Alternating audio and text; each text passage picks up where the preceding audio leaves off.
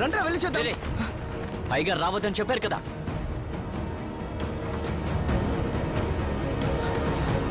నన్ను చంపి యాంటోనీ కూతుర్ని మళ్ళీ అనాథలు చేయకు. నీకేం కావాలో తీసుకో. వాళ్ళని తినే కుక్క.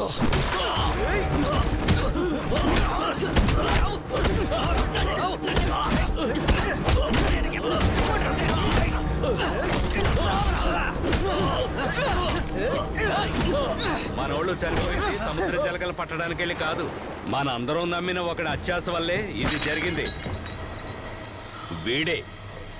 వీడి అత్యాస ఇందుకు కారణం. కొట్టి చంపండి.